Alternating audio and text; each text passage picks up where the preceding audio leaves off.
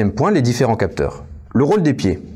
Le pied peut être soit causatif, ça veut dire que c'est lui qui va créer le problème au niveau de votre posture, soit adaptatif, soit les deux. Le pied contient des capteurs proprioceptifs et sensoriels qui sont avec les mains les plus nombreux du corps. Souvent délaissés voire négligés, il faut se rappeler que, outre les nombreux capteurs qui régulent la posture, le pied est notre seul point de soutien avec le sol.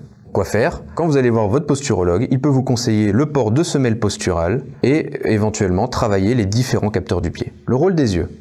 C'est un des capteurs principaux du corps humain. Les yeux, présentant des hétérophories, donc ce sont des troubles de convergence, peuvent entraîner des problèmes d'ordre posturaux jusqu'aux pieds, ce qui a été prouvé par le professeur Roll. On peut même parler d'axe visio-podal. Ils font donc partie de l'extrémité de cet axe. Un problème de convergence oculaire pourrait entraîner des bascules latérales, des migraines, des scolioses, ainsi de suite.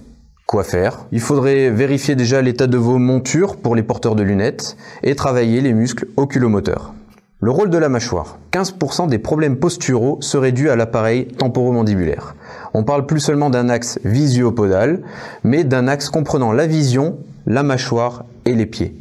Donc les problèmes au niveau de la mâchoire peuvent être soit musculaires ou articulaires. Le capteur mandibulaire peut être donc causatif d'un trouble postural, adaptatif ou les deux. Les dents ne devraient se toucher par exemple qu'un petit quart d'heure par jour. Si vos dents ont tendance à être serrées, il peut y avoir donc des perturbations. Autre exemple, la position de la langue dans votre bouche.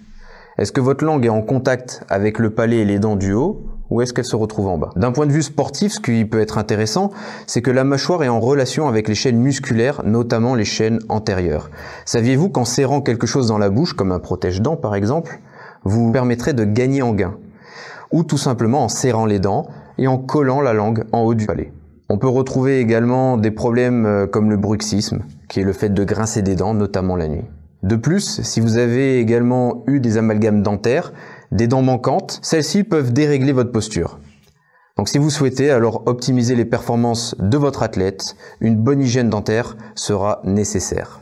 Que faire? Il faut essayer de rééquilibrer la mastication, autant mâcher à gauche que à droite, dormir sur le dos pour respecter la physiologie du corps, avoir une bonne hygiène dentaire et aller consulter son dentiste régulièrement. Le rôle de l'oreille interne. Via le système vestibulaire, l'oreille interne est un capteur de l'équilibre du corps et de la perception de la position angulaire de la tête et de son accélération.